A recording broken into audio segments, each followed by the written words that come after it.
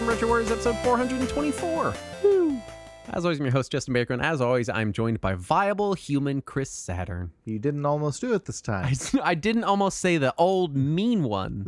Not even that mean. It's very mean. Is it? Hurtful, and we don't need it. Because we are a show built on love and not constant streams of profanities.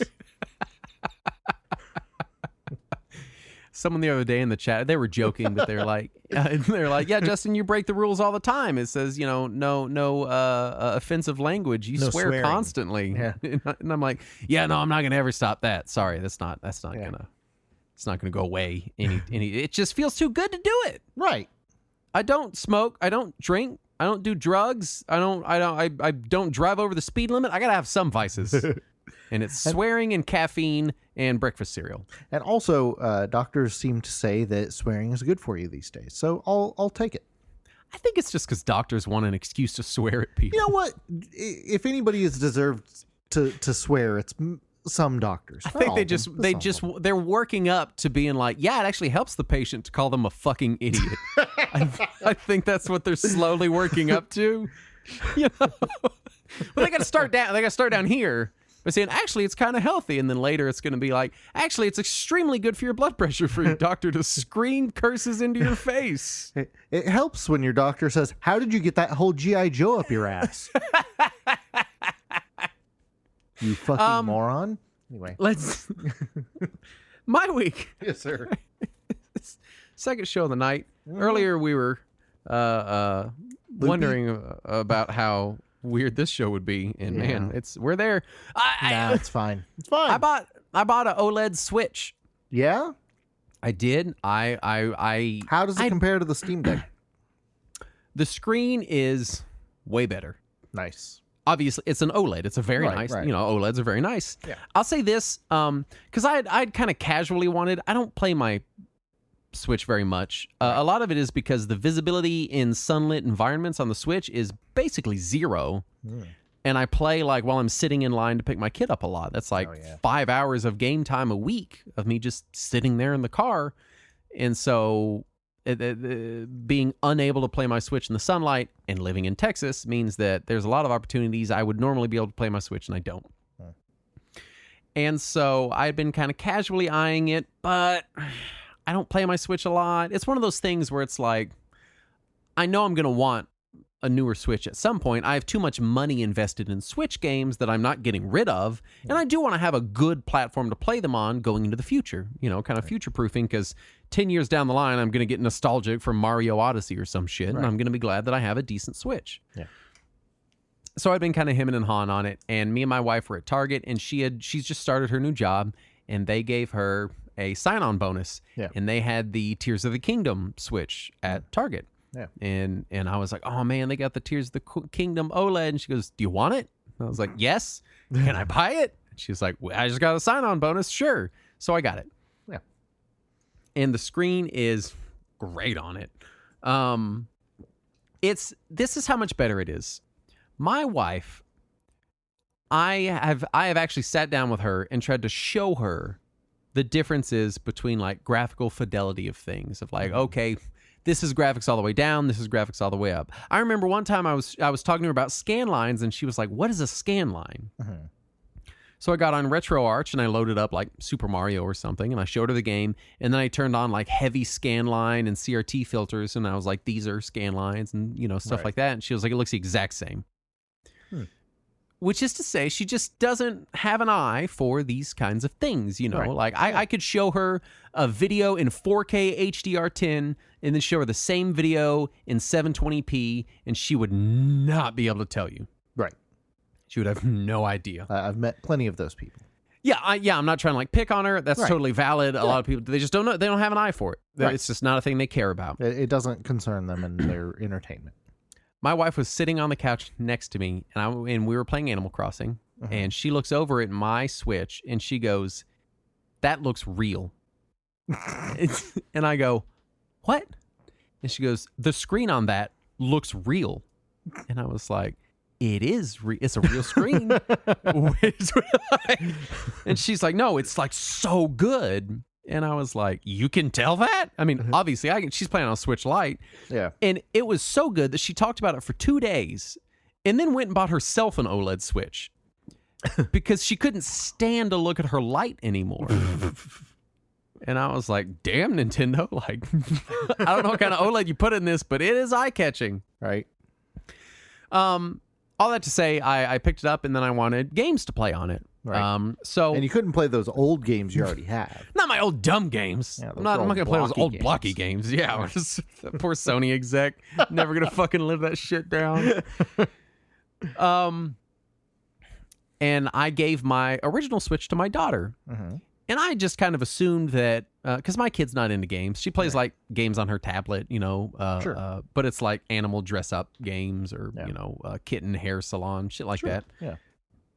And I've not really pushed for her to be into video games because honestly, I don't care. If she wants to, they're there. If she doesn't, that's cool too. Whatever her passions are. Yeah.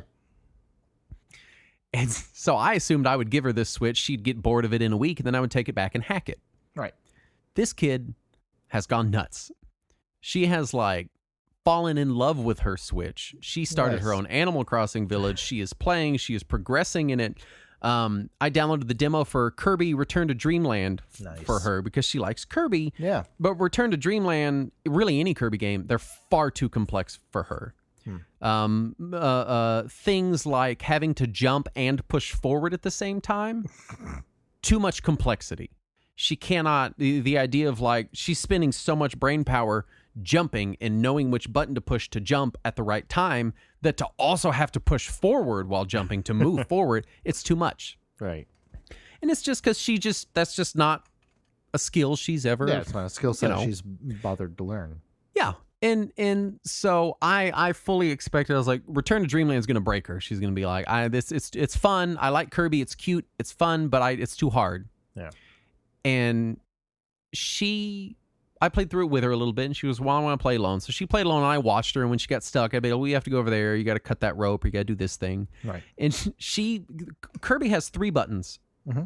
The jumping button, the power button, and the button you hold to drop a power. Right. And it took 2 days to teach her the controls. Mm-hmm. And even then, she still kept messing up the buttons until we came up with a mnemonic device of the A button is to jump in the air. A for air. And then the B button is for beating the bad guys. So whatever you've got, that's how you use your power. And so that has helped. She's figured it out. Nice. And she sat down with that confidence and played through all of the demo of Return to Dreamland, then went back and collected all the collectibles. Nice. Blew my mind. So I bought her Return to Dreamland. I was like, I'm not going to not pursue this, Yeah. So she's got Animal Crossing. My wife has Animal Crossing. We both have OLEDs. I then had to replace the battery in my original Switch because it was gone to shit. Huh. And so now all of a sudden everyone in my house is playing Switch games. Like it's 2017 or something. It's ridiculous. And so I picked up what I did a bad thing. And I gave Activision $20. Oh, how dare you. I was looking for something kind of casual to play on my deck, and the Diablo 2 remake was there on sale for $20, and I never picked it up on PC because I'm not going to use their fucking launcher. And I was like, well, $20, and I don't have to do the launcher. Whatever, Yeah. And so I give them the money. It came with Diablo 3, like the ultimate evil turbo hyper fighting edition. Yeah. And I played the D2 remake, and it's just not very good. It's the controller interface is kind of rough. It's I don't know, man. It's like it's kind of the same thing we talk about with like Xbox 360 games. Like Diablo 2 has never gone away. Right. And it looks good, but other than that, it's just exactly Diablo 2. Right. No improvements, no fixes, no nothing. Just exactly Diablo 2. And it's like, well, I already had Diablo 2. Yeah, but and what if you could have another Diablo 2? Like, if you just want exactly Diablo 2 with kind of a much more tedious interface, awesome. And I've been told that people do want that. Yeah. So then I fired up Diablo 3, not having played Diablo 3 since the first couple years after it released. Mm-hmm. Just because I was like, well, I paid $20 for this package. I might as well play the other game. The Diablo 3 console port might be the best action RPG I've ever played with a controller. It is, first of all, they've custom tailored the game to the controller. It's amazing. Like they added a feature where whenever you pick up gear, you can push up and down with the D-pad, and it flips through the gear you've picked up, and you can mark it as junk as you're flipping through it, or equip it without ever opening a menu.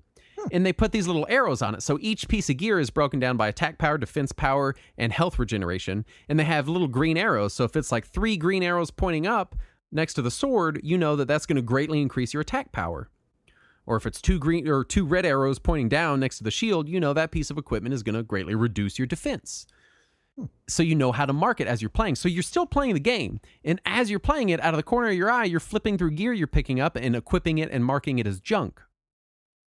Now, that doesn't show you all of the special abilities of a lot of the gear, but for most of an ARPG, you're not really after a specific gear set. You're just leveling up. So anything that increases your stats is good. That's, it's not your end game gear, kind of like an MMO where it doesn't really matter what your gear is till you're at the end and you're like, all right, what is my armor set I want to go find? And it reduces the tedium of the game so dramatically. They removed inventory Tetris completely. Every inventory item takes up 1 slot and you have 60 slots, period. Nice. Done. And it's just so streamlined. And what it means is all of the tedious parts, all of the tedium of sorting inventories and selling stuff and then salvaging stuff and doing all this shit, completely gone and replaced by you just getting to play the game more. And this is all on top of the stuff they've added to Diablo 3, like the adventure mode where you don't have to play linearly through the story mode over and over again because you've already played it. Tons and tons of replayable sections like Nephilim rifts and bounties and just lots and lots and lots of ways to just infinitely play the game. Right. On top of the fact that they're still doing seasons for the game. So every season you start a seasonal character, and after the season is over, your character transitions to being just a regular character. But during the season, you can complete seasonal objectives to get special seasonal gear that all adds up to one big seasonal equipment set that you can then put on. It's so good. Oh, God, it's so good. It's just, I've never played an ARPG on controller and been like, this is meant for controller. Every one of them that I've ever played, it's like, hey, this, like Titan Quest, works really good on a controller. But you can just look at it and be like, yeah, this wasn't really like, you can tell that this wasn't what they had in mind.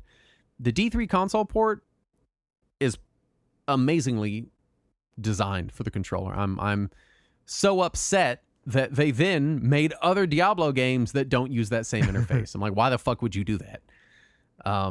It's fun. I've been playing it with a guy.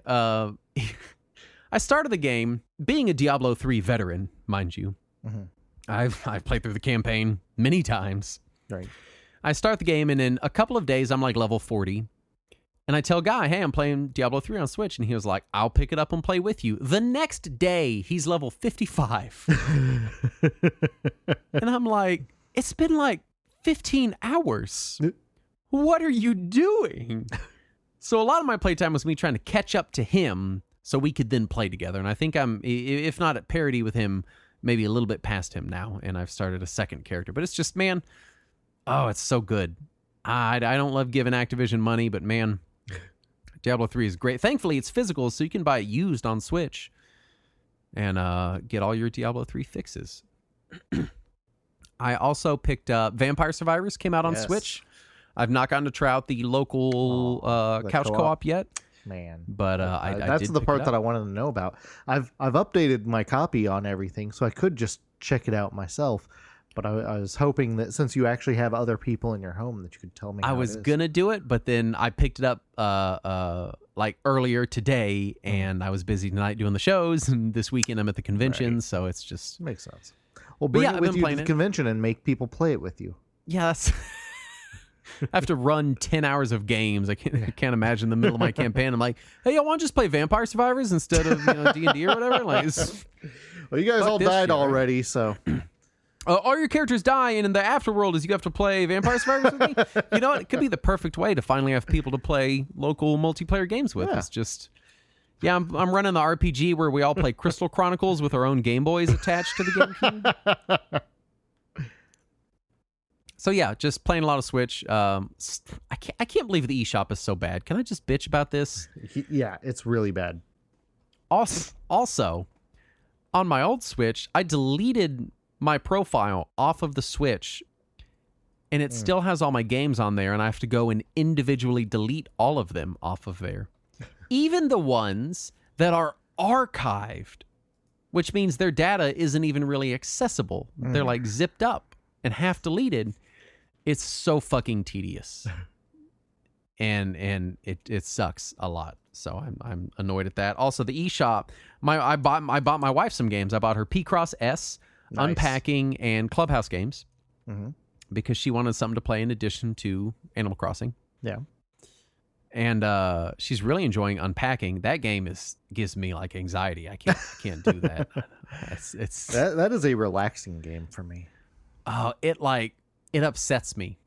I've just been watching her play, and like knowing that there's more things in the box upsets me. You know what I mean? Like it's like, but eventually you get through the box. Oh, I don't want to get there. No, I just won't. I don't want to do that. I don't want to do any of this. Throw the box in the trash.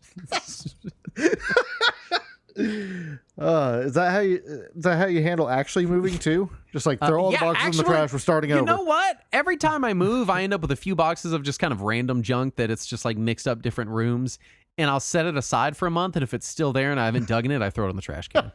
I absolutely do that. Although listening to my wife get angry at how many pairs of underwear the person in the game owns is hilarious. Yeah, fitting all those clothes in the dresser is very difficult. But the eShop is so goddamn slow. What are they running this thing on? Like, I think it's running on a Wii. Yeah. Anyway, Sidon, what have you been playing? You been playing them video games? Yeah, kind of. She's so sad. I guess. So I'm still trying to find like things that don't require mental involvement, because I want to get to Reverie. That's what I'm trying to get to, is Trails into Reverie came out and I want to play it, but every time I sit down to play it, I'm like, I don't have the time to like think about a story right now. Yeah. So I don't play it. And a friend of mine messaged me, somebody that I was on the Rocky Cast with years ago, and she was like, so I saw that you were on Final Fantasy 14 the other day. I was like, yeah, but my subscription ran out. Sorry, I can't play anymore. And she was like, oh, no, it's a free login event again. You should play with me a little bit. I'm like, no, sorry, my subscription ran out. I can't play anymore. I have a problem. Yeah, and she was like, no, it's free for 2 weeks. You should log in and play with me. And so I log in, and she's like, you should transfer to my server. That's where I've got a house, and you can use my house facilities so that you get experience bonus. And so I transfer my character over to her server, only to learn that she doesn't play on that server. She travels to a different server where her raid team is. Doesn't it cost money to transfer? No. Once first of all, if you transfer over to a less populated server, it's free. So okay, but the opposite direction does cost money. Only if you want to permanently transfer to that other server. If you just want to visit there to play with someone else, just temporarily visit. Yeah. They added a feature where you can just visit other people's servers to play there.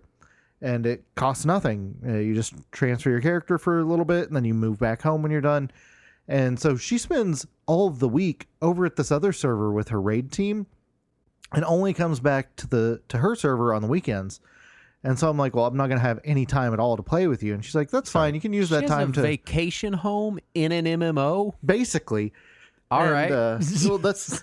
I asked her, like, why did you choose the server if none of your friends are there? And she was like, well, that's where the housing is. There's housing is sold out everywhere in every server except for this less populated one. Hold on a minute. Does Square Enix know that these are digital houses, so you can just make as many as you want? But then people wouldn't pay more for them, Justin. You have to pay money for these houses? Not real money. You pay gil. Oh, thank God. Still, it's the gil sync. God, why are MMOs so fucked? All right. Yeah, I'm with you. So she's at her vacation home. Yeah, so I log into the server with her vacation home, and there's nobody there. And even when I'm playing as a tank class, it's taken me like an hour and a half to queue for anything, because there's no fucking people on this server. Yeah. And so I asked her, I was like, how am I even supposed to run anything if it takes an hour and a half to queue for anything? And she's like, oh, no, you go to another server to queue up for things. I'm like, well, then then why did I come to this server in the first place? To see your house. She said, well, you get an experience bonus for being on that server. I was like, well, but I'm having to go somewhere else to do anything. She says, don't worry, your experience bonus comes with you.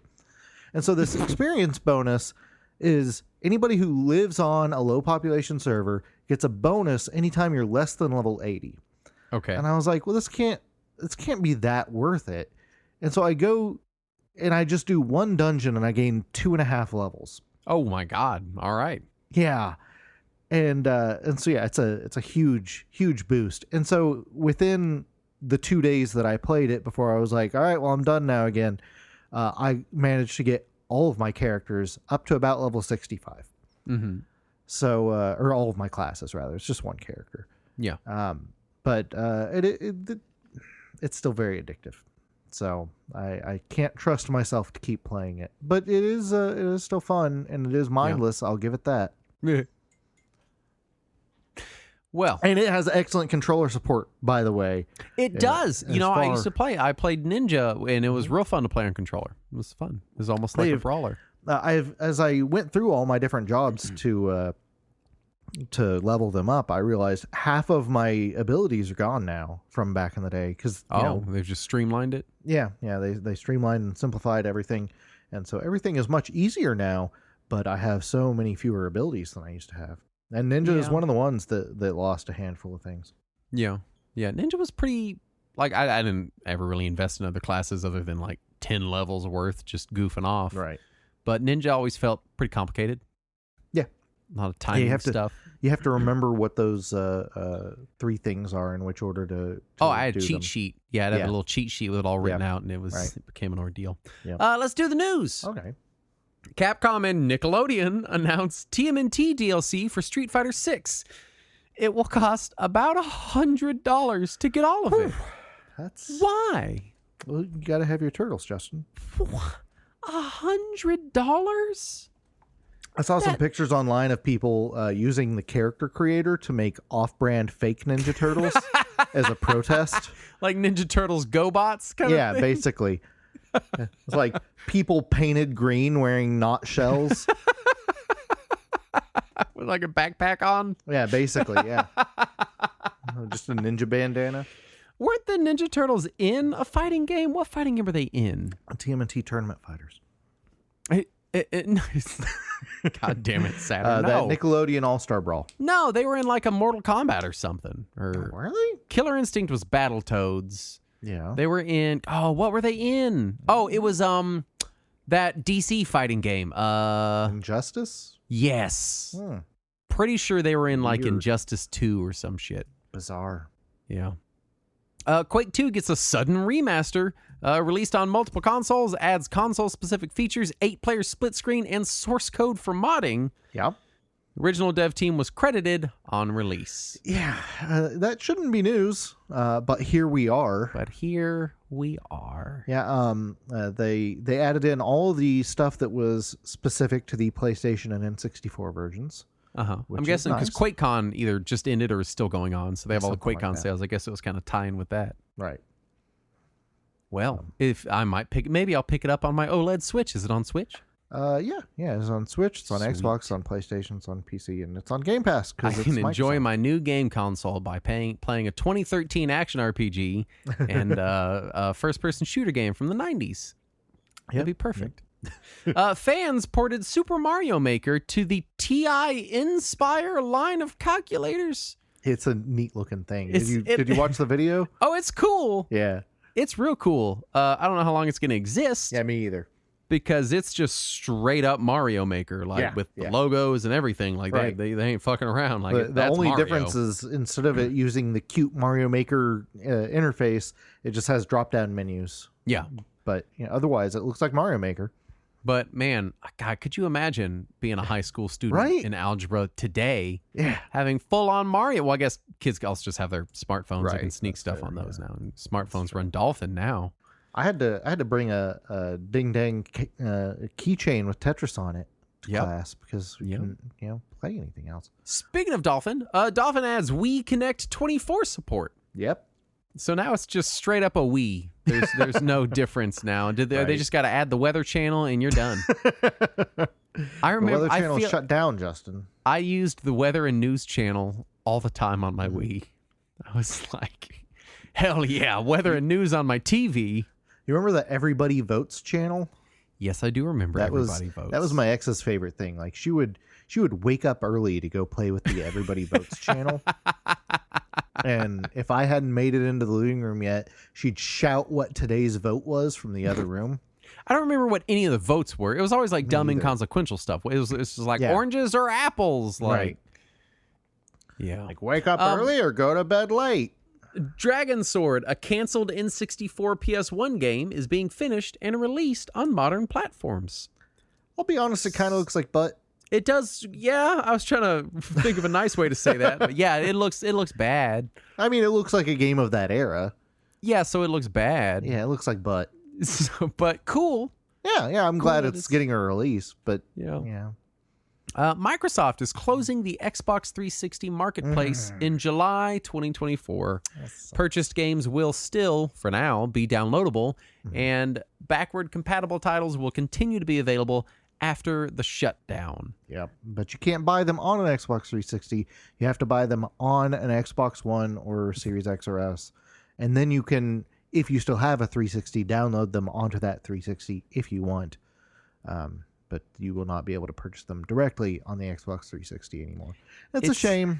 It's funny because I feel like recently we've mentioned multiple times like Xbox never really went anywhere because all of Xbox is still available on Xbox. Yeah. And so this is really finally kind of that bringing that hammer down on a large portion of it. Granted, by the time it shuts down, the 360 will be 19 years old. Yeah, but I mean, so I get it. There's not a ton of working 360s out there. I'm sure they have the metrics of how many people actually log into a 360 and access the store on it. And they have finally decided it's not worth keeping active. I found a thriving Reddit community of Xbox 360 aficionados, and that's all they do is play Xbox 360. So they're out there. The online play is not going anywhere. They said that will continue to operate. It's just that you won't be able to make purchases. Also, for some reason, they said at the same time they are discontinuing the ability to view any movies or TV shows bought through Microsoft on the Xbox 360. You will have to use a Windows PC or an Xbox One or Series X or S. That one, I guess, makes some amount of sense because they have to keep codecs up to date for that to work, don't they? That's a good point. So, like that one, all right, I kind of get it. You know, makes some amount of sense. And I imagine that's the same with the store, too, is they just don't want to pay for whatever new security layer they have to put on the payment interface. Yeah. But they could. And they could. Choosing not to. They absolutely could. Finally, the original Super Mario Brothers movie is being remastered in 4K and released in Japanese theaters for the film's 30th anniversary. Why? If anyone is listening from Japan, don't. You don't do that. It's just not... You know what the worst part about this is we are going to be able to get a 4K bootleg subtitled version of it here in the U.S.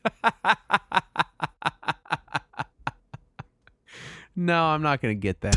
No, I didn't say you and I will, but I mean we as a culture. General. Yeah, no, please don't. You can keep it. Yes. You can have that. Oh, God, that movie's so bad. I've seen some defense of it. I've seen people come out and be like, hey, you know, it's like, got some interesting ideas. And it's like, yeah, but like... But poor execution. That's really what counts. It's not a good movie. It had an okay cast. They were all drunk as shit, and they hated I didn't say they were good in it.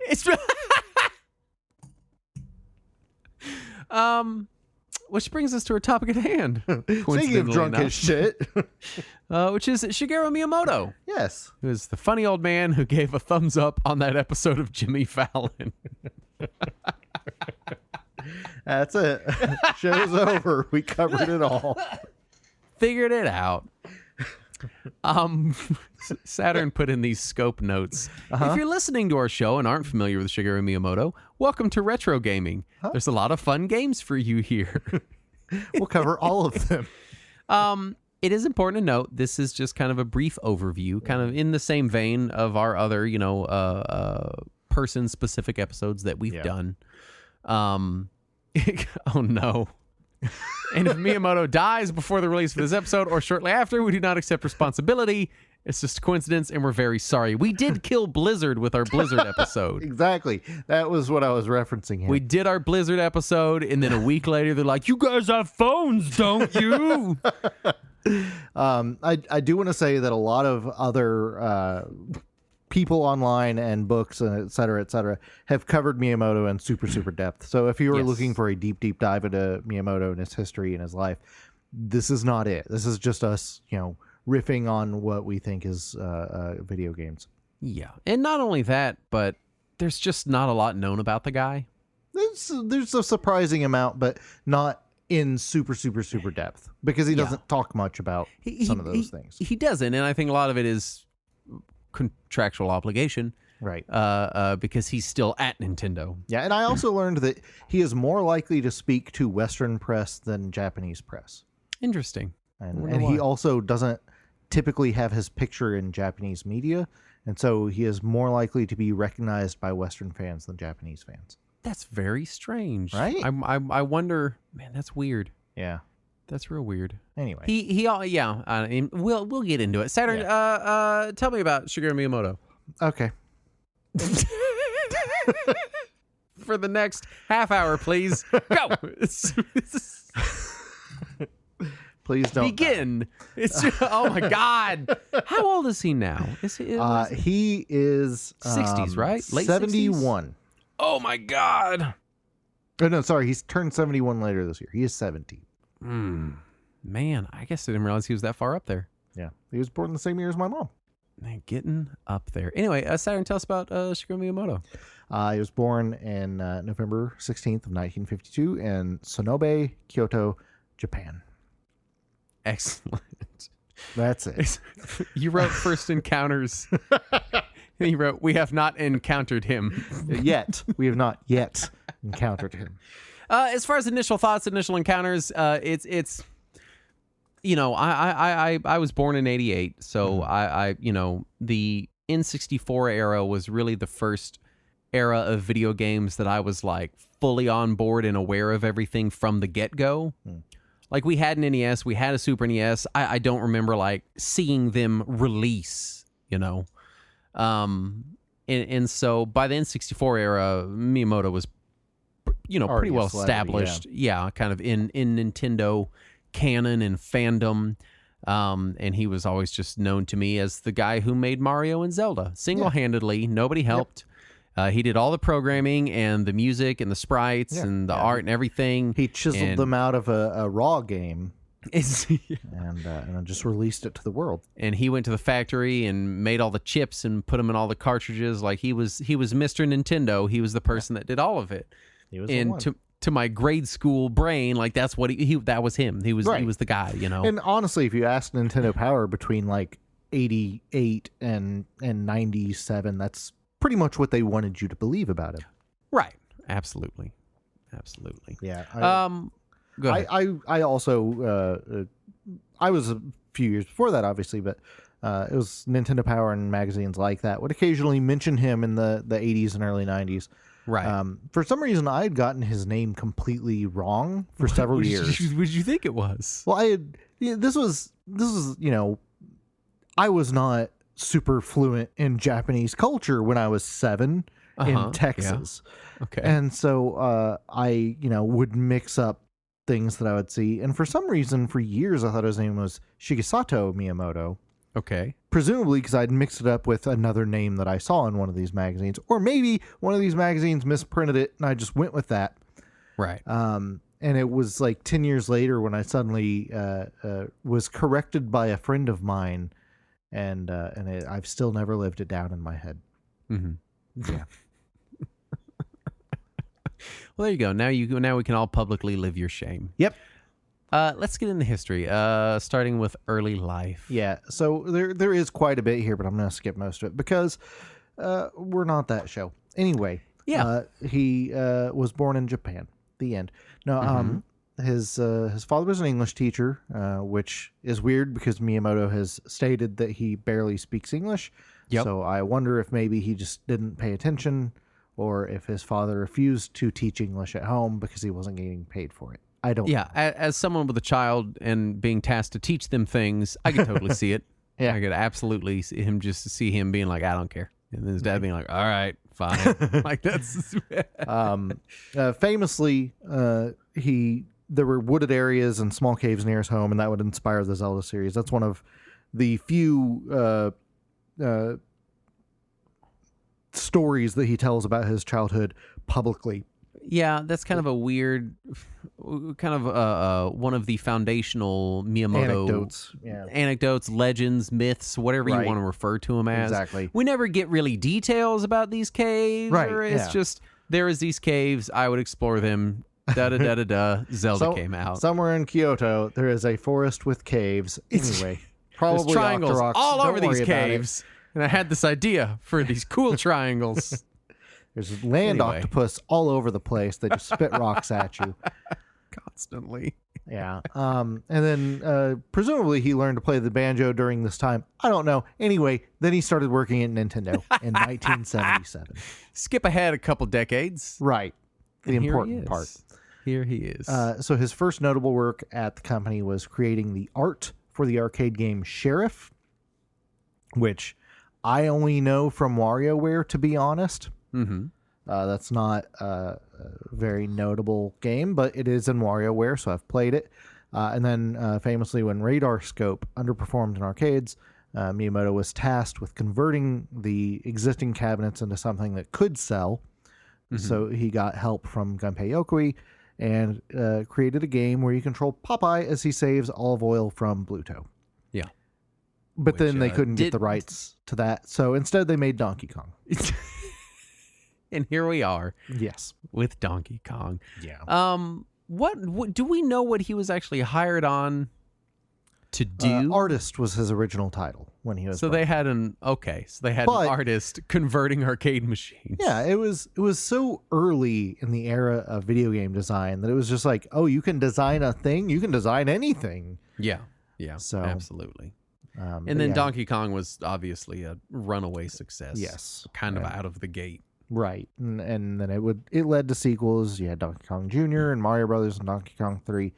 And then as the company shifted its focus from arcades to Famicom, he had a little more creativity. He had a little more freedom to explore that creativity.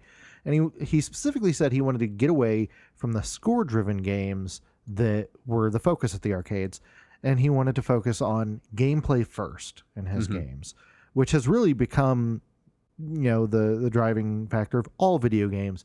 And I'm not going to say he's the first person to have ever had that philosophy, but he definitely helped drive that philosophy when it came to home video games. Yeah, I think he was in a position where, he was hired on as an artist, as a creative. Mm-hmm. He showed that he had technical know-how. They were going into this new hardware market. They wanted to differentiate themselves, and he could come in and when we look at, because we talk a lot about like early third-party Famicom games and stuff, and even some of the early black box games, where when we say things like, oh, it feels like an early Famicom game or an early NES game, what we're saying is this feels like something that existed before this philosophy of, hey, a game isn't just a single-screen arcade score-based experience. Right. And for the record, Miyamoto was involved with most of those black box NES games. Yeah. And so it's interesting to like obviously he was a very talented person, probably still is for all we know. We don't really know what he does anymore. We just know he's kind of around. Yeah, he's just chain smoking in the back of the room. But he was in this really great position as probably one of the few creatives at Nintendo, as far as working in the kind of consumer electronics video games side of things anyway. Right. Where he got to stretch those legs and point out, a problem he had with kind of gaming as a whole, which is that, hey, everything is focused on scores, arcades, numbers. What if we made some games that were more about the game, playing the game, and less about how high is your score? And I think, like, it feels so obvious to us now. But that's such a prescient thought to have in, like, what this would have been like, what, 1982? This would have been 83, 84, somewhere in there. Yeah, I mean, in the first half of the 80s, having this idea of like, what if video games were more than that? Yeah. You know, It'd be like going to somebody who was designing board games in the 50s and saying, what if it wasn't about winning and just about enjoying the actual game? Yeah, what if this was a legacy campaign game with RPG elements that was played in a party setting? I'm sorry, with like, what elements? Be like, get the fuck out of here. We're just going to roll 2d6s, and then we're going to move that many spaces and do what the space says. I'm just going to roll my dice, and this little pewter dog is going to keep moving around the board. So, again, I do think... because obviously this all balloons out into kind of Miyamoto and Nintendo's larger philosophy, and I know I'm getting ahead of myself, but I think what he gave to Nintendo, in addition to the individual projects he worked on and did very good on with many other talented people, is this, and this is going to, it's kind of a defining feature of his career, is this philosophy. Yeah. He brings in a philosophy to Nintendo that Nintendo then adopts and runs with, and then kind of they let permeate through the, I'm not saying like he personally was standing on his soapbox shouting it every day, but which he might have been, we don't know. He could have been. Yeah, we have no idea, chain smoking and yelling at everybody. But he got to be that seed that permeated outward, Just imagining him in the middle of the room with a bullhorn, just telling people to be more creative. High scores are stupid. Smokes a pack of Marlboro Reds. The Lucky Strikes. What if we were Italian plumbers? I found all these triangles in a cave. Yeah, that's basically it. That's how game design worked back then. Don't mind that guy. He's just the philosophical driving force behind our entire company. Say that guy? What if a monkey threw barrels at a guy in overalls? The fuck is happening? Please continue. I'm sorry. What if tiny leaves attacked bugs all day?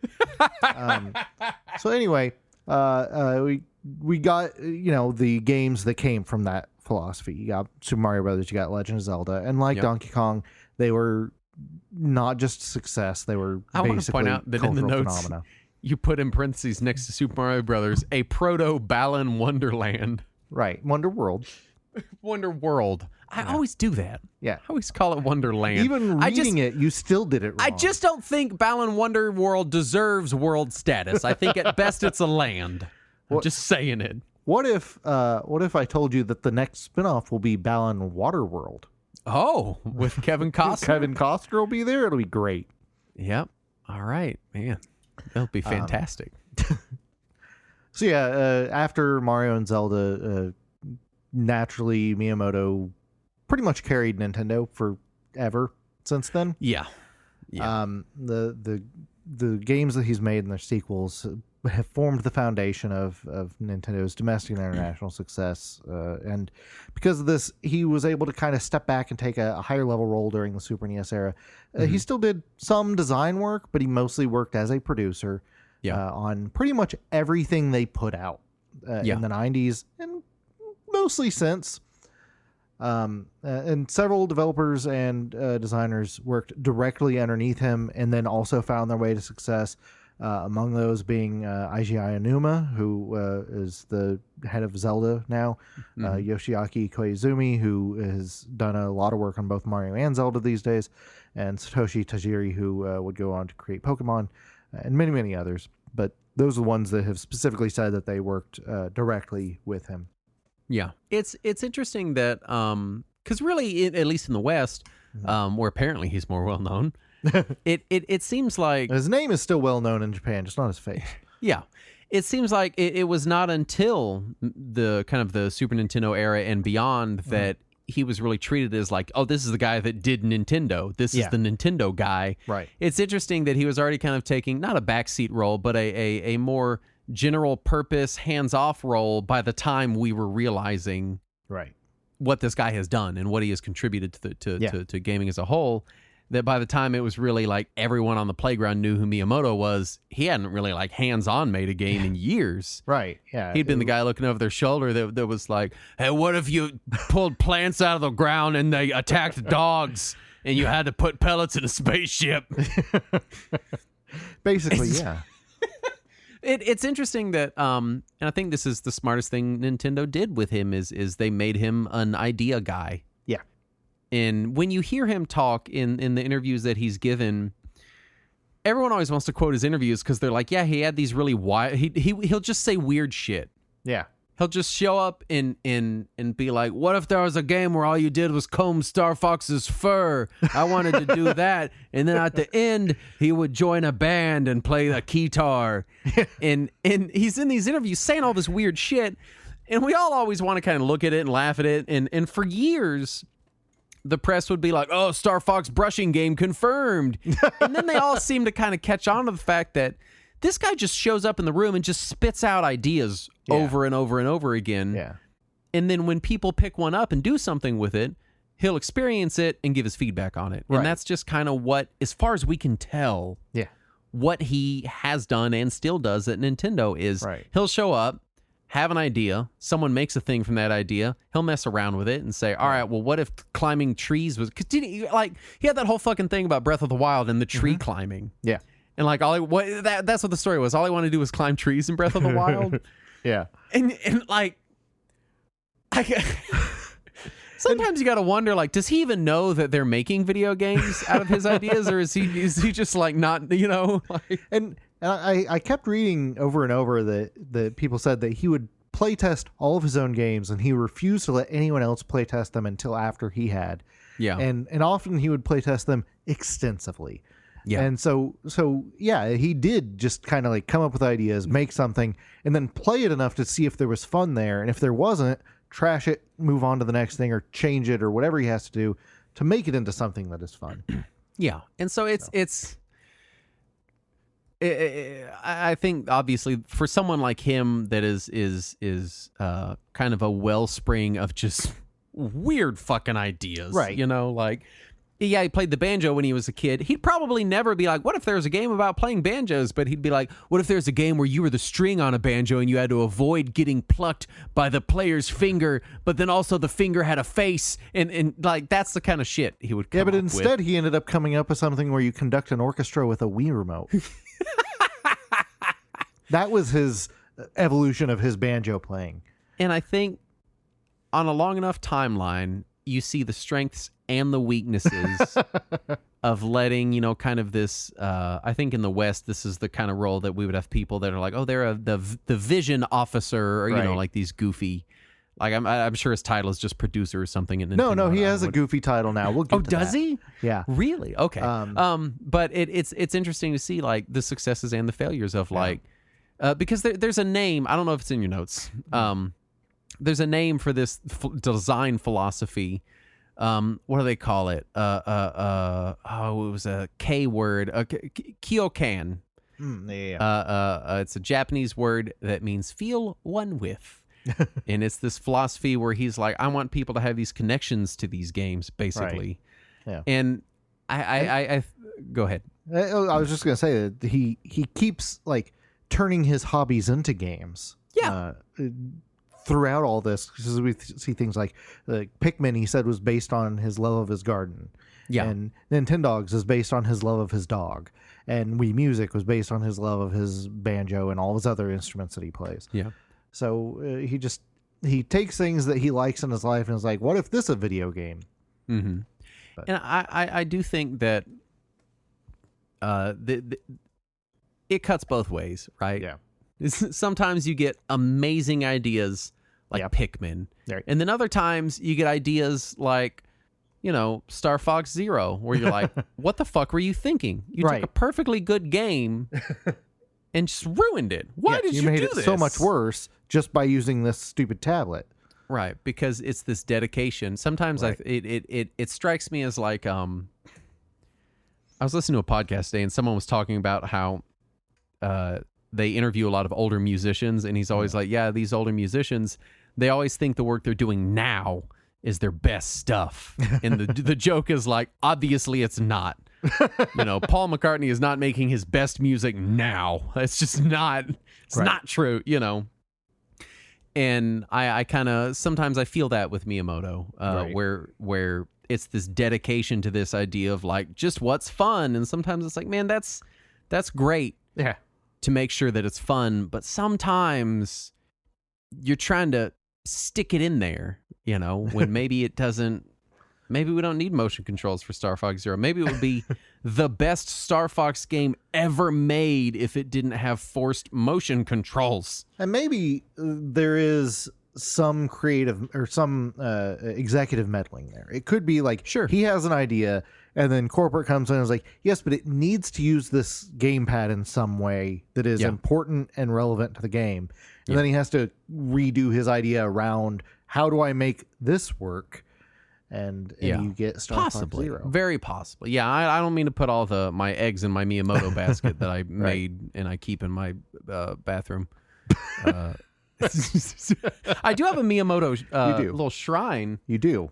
I don't know. We used to record next to it every time. Yeah, it's a little shrine, and then it's got a little speech bubble that I cut out and wrote, and it's him talking about how he called Capcom and told them to make a half dozen Zelda games on Game Boy Color, and then there's a Dana Plato trading card taped to it.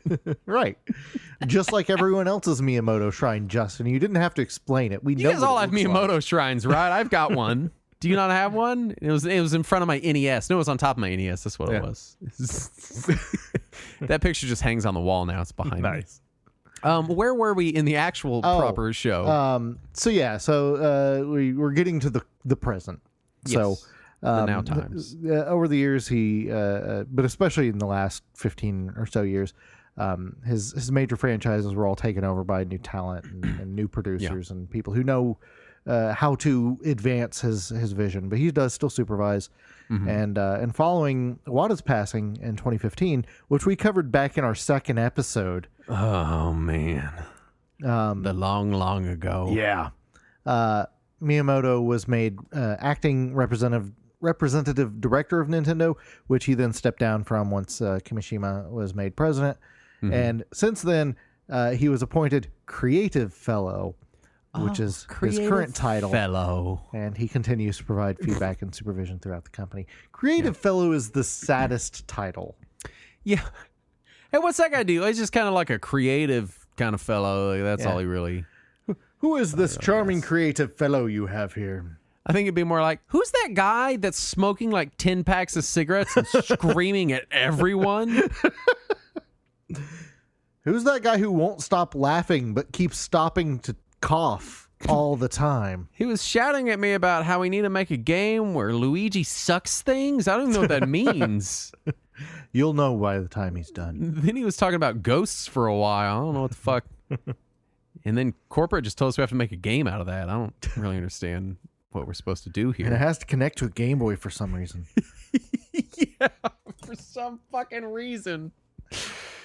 Anyway, I had a point I was going to make, and I don't remember what it was. But it's gone. It's interesting to me that Nintendo seems to be well aware of the kind of wellspring of weird energy he exudes, and they seem to be good about positioning people underneath him to kind of take over the brass tacks side of things. Right. And now I'm gonna sneeze. Oh God. Please continue, Saturn. Yeah. So let's get to video games, because that's the part that we are able to speak about because we like to play video games. True. So, sorry. I'm sorry. So Pablo, make that sound cool. Go put in post. Make me sound cool. You can't. Anyway, put in like a radical guitar riff. So he famously emphasizes fun over storytelling. Yes. And he is, like I mentioned before, he reportedly tests all of his games himself. I did find there's a 92 interview where he said the important thing is that it feels good when you're playing it, and that quality is not determined by the story, but by the controls, the sound, and the rhythm, and the pacing. And in that same interview with Super Famicom Magazine, he said he doesn't like RPGs because they are decided by stats and numbers, and then he referred to Zelda as a real-time adventure because it's not an RPG, and I'm glad that he acknowledges that. And it just makes me think of that Prince quote when he's like, the internet just fills your head with numbers. Like, that's what it feels like to me. yeah, Dragon Quest just fills your head with numbers. There's a point that I saw in his Wikipedia article something, and it said that Nintendo doesn't use focus groups. Right, yeah. And I think that is really obvious. And I mean Sometimes that in a lot. more so than other. It's obvious in multiple directions. I mean that in a lot of ways. And what I mean is, like, when he says the important thing that it feels good when you're playing it, what he means is it's the important thing is that it feels good when I am playing it. Right, exactly. And that I am having fun, because there's no focus group. I mean, surely there's other people on the dev team and you know, higher ups that probably mess around with the games, but what he's looking for is it fun to a 70-year-old Japanese man? And they do eventually bring in focus groups, but it's often pretty late in development. Like I was just right. It's not to determine the direction of a game. It's just like, hey, is there little shit we can tweak to make this, you know? Like I was just reading the other day about how Pokemon Snap originally had the camera button on the right trigger, so it'd feel like you're using a camera. And then they realized that 7-year-olds can't reach the R button on the N64 controller, so they just moved it to A. Man, that's a fucking late time to realize that your controller doesn't fit a child's hand, Nintendo. Right? Yeah. I'm just imagining Miyamoto like, what if the controller was for three-handed people? Oh, that'd be amazing. And Mario jumped into fucking paintings. Stop. We can't make this. You're gonna. Jesus Christ. What if we took a totally good and awesome Star Fox game and saddled it with shitty motion controls? Why would we would ruin our own game. I know it'd be funny. I want to know. As I find all these interviews where he critiques RPGs and talks about how they're all about numbers and stats and bullshit. And he's approved multiple series of Mario RPGs at this point. Uh-huh. Yeah. Well, those don't have numbers in them, Saturn. Oh, right. Those just have Wait a minute. They do. And that might get to the you know, kind of the root of the fact that we don't really know what the fuck he's doing. Like, Nintendo's just sort of this black box. We don't really know what's going on in there. And even people that work there a lot of the times, like, don't really know what's going on in other departments. You know, it's kind of this... there's a term for it, but it's the same thing that, like, Apple used to do, maybe they still do, where they really section off a lot of their development and stuff. And you might get a little trickle here and there, but you're not, like, watching Miyamoto stomp around the office and shout about triangles and plumbers and shit. Until he just storms into the room with a pack of cigarettes. So I did a brief list of some of the most important games that he had major contributions to. Late on me. And I'm only mentioning the first game in each series because otherwise take all day. Be here all day, yeah. Donkey Kong, Mario Brothers, almost every black box NES game like Tennis, Golf, Devil World, Excite Bike, Duck Hunt, Wild Gunman, Kung Fu. He did all the programming on Kung Fu apparently. Super Mario Brothers, Legend of Zelda, F-Zero, Star Fox, Pokemon, Wave Race 64, Luigi's Mansion, Pikmin, Nintendogs, Wii Sport, Wii Fit, and Super Mario Maker. They're some of the big ones. Yep. Those are all games people have heard of. I feel like Nintendo at their best feels like a lot of times almost like outsider art. Yeah. In a way. And I think a lot of that might stem from the fact that Miyamoto, famously, doesn't really play video games. That's true. Yeah. Like, he's been pretty open about the fact that he's like, yeah, I don't really play video games. Like, that's not a thing. He's not going home playing video games. Right. And so I did actually grab a quote from his wiki article here that says that he spends little time playing video games in his personal time, preferring to play the guitar, mandolin, or banjo. Yeah. Which is like a video game. I want the fucking Miyamoto album to drop already. Is what I want. I also grabbed these other random quotes from his wiki article because they were fucking weird to me. Miyamoto enjoys rearranging furniture in his house, even late at night. He also stated that he has a hobby of guessing the dimensions of objects, then checking them to see if he was correct, and reportedly carries a measuring tape with him everywhere. This guy's a fucking psycho, dude. Also, he has a Shetland sheepdog named Piku that provided the inspiration for Nintendogs, and he is a semi-professional dog breeder. Could you fucking imagine? You're like, oh man, I'm going to go stay at Miyamoto's house. And at 4 o'clock in the morning, he's playing banjo and rearranging furniture. And then the next day is going to a dog breeding competition before telling you about a cave he was spelunking into. And you're just like, what the fuck is happening? And as you're trying to catch up on all this, he's guessing what size your shoes are. And I think a lot of where this sort of playful nature of him and kind of by extension, Nintendo has come from is the fact that, like, he just seems to treat all of this like he kind of doesn't fucking care that much. Like, obviously he does. Right. He wouldn't have stayed at the company this long if he didn't care and have passion for it. Right. But, like, But for the last almost 50 years, he has continued to chase this, like, playful, almost unserious approach to all of this. Yeah. And has only hit massive success.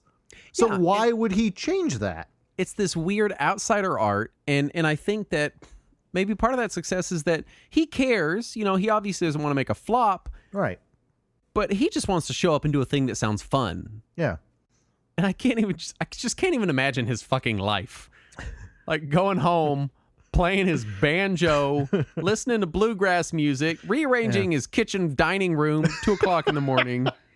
Getting up the next day, guessing the size of an onion for an hour and a half, and then just measuring it.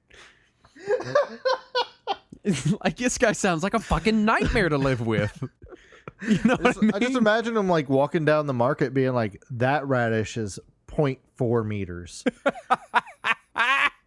There's no way that's 0.4 Do you think meters. sometimes he wants to do, like, challenges, so he picks, like, different measurement, like, how many hands is that orange, Like, he tries to get real buck wild.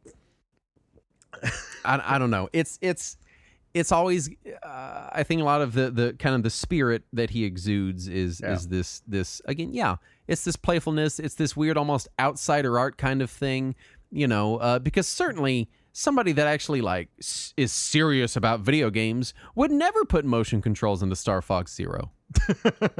Someone that's like, I want to make a good game that's really enjoyable and is the best Star Fox ever would never do that. But he did, didn't he? Didn't he? I'm not going to let it go. I'm mad about it. Everybody always uses the term auteur when it comes to Kojima, but I feel like it absolutely fits Miyamoto as well, because he's also kind of insane. Kojima just strikes me as like a big dork that sort of leans into this weird vibe. Like, right.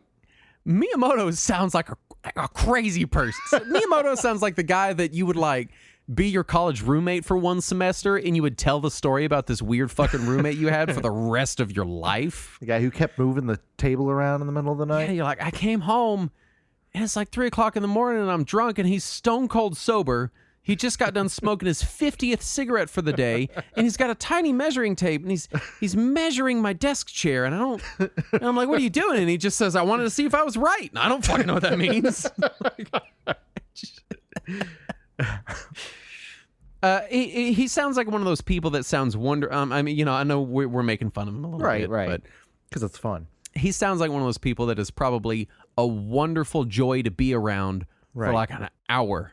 And then you're like, I have to, like, my brain has to rest. I need to go fish brain somewhere. I can't. I'm glad you've adopted fish brain. Just one of those people. He just sounds exhausting. Oh yeah. Anyway, where are we in the notes? We're in just getting to legacy at this point. Legacy, which is massive and ongoing. And you can't overstate Miyamoto's impact on video games. It's tremendous. Every major release he's been involved in has been a blockbuster hit for Nintendo, except for maybe Wii Music and Star Fox Zero, and just about every developer and producer across the industry has at one point mentioned him as an inspiration, and it's just he's done a lot of stuff. He was the first person inducted in the Academy of Interactive Arts and Sciences Hall of Fame back in '98, and a lot of other honors and achievements and stuff. It's just there's so much that he has done that it is impossible to make a legacy section there. Just 'cause Yeah, it's- and I know this is kind of transitioning into final thoughts, Yeah. but he's the Beatles of video game design. You know what I mean? Like it doesn't matter if you like him or his stuff or not. You cannot deny how big of a deal and influential he was and is probably going to continue to be right.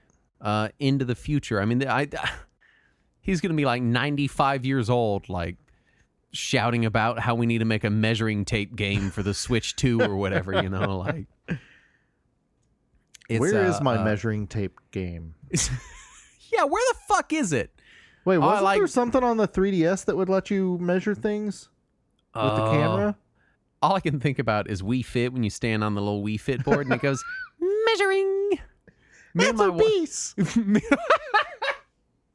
Me and my wife still say measuring when we weigh ourselves on the scale in the bathroom. I'll get on and go, measuring. I just remember it always telling me I was obese.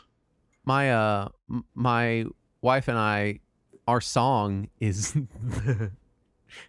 it's the Wii Shop theme. That's a good theme. It's like our personal, like, as a, you know, couples have songs. That's our song, is the Wii Shop theme. Yeah, I appreciate how many people have remixed that song now. Oh, it's great. Yeah, it's so great. Anyway, Miyamoto is huge, massive, Kajunga, other adjectives that are real Mostly and exist. Kajunga. Mostly Kajunga. Yeah. We never got Wii Banjo. We never got Wii Banjo. And they never fixed Star Fox Zero. But maybe after my very subtle, I don't know if you noticed them, my very subtle complaints this episode, maybe they'll reconsider. And maybe someday they'll port it to the Switch and make it worse. It does make me wonder how much of kind of Nintendo's just corporate decision making roots back to this guy that kind of doesn't care. Because if you take Nintendo and the weird dumb shit that they do and you go, yeah, but what if they just kind of didn't care? It explains everything. It explains all of it. You know, when you're like, how come they never really used, like, they came up with these removable Joy-Cons for the Switch. What an amazing creative idea, and have done literally nothing with it. And then you just answer, yeah, they kind of just didn't care. Well, there you go. That's it. Like, they thought it was cool one day, but now they kind of just don't care, and now they're playing banjo. You know, like, hey, how come the Wii U was such a fucking travesty of a system? Yeah, well, they thought it was cool, but then they kind of just didn't care, and then they wanted to go home and rearrange their furniture some more. Yeah, but what if you could see the golf ball on the ground before you swing at it? I am still fucking livid that was never a real game. It is. It's Wii Sports Club. You can lay the the tablet on the ground? Yeah. I didn't know that they made it a real game. Yeah, it's Wii Sports Club. Well, good. Now I'm going to go play it. Yeah. I don't think I have it. I'm going to have to find it. Well, it's not available on the eShop anymore. Right, because they kind of just don't care. And I think it was released on a disc, but way after it was released digitally. Right, because they kind of just don't care. Yeah. You see, it explains everything. Hey, how come Fire Emblem was available for a limited time on a digital marketplace? Because they kind of just don't care, Saturn. Yeah. How come they took 3D All-Stars off the market entirely? Because they kind of just don't care. Like, they were excited about it, but now they kind of just don't care, and now they're doing other stuff, and they're breeding dogs, so kind of just don't care. Why haven't we seen the Nintendogs in like 10 years? I know. But I think because he was excited about it, now he kind of just doesn't care. It's just, I mean, hopefully he still cares about his dog. The one dog, yeah. Yeah, we'll get Nintendo dog, and it's about his one single dog.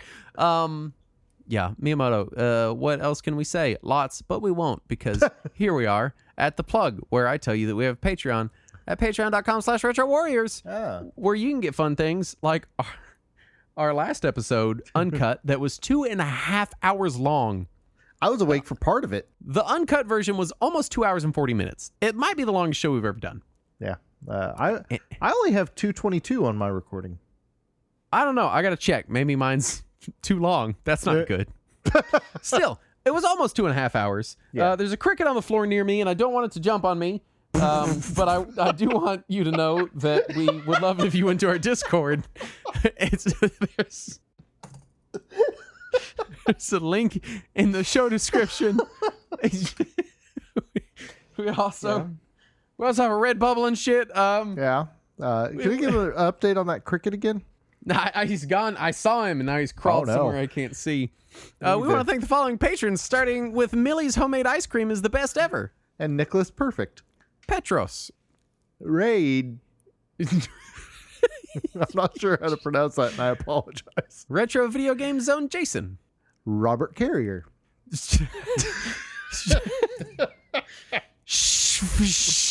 I think it's initials. Oh, SHFFSH. I can't even say the initials right. It's STG the Mr. Guy. Vega. And the Stone Shooter.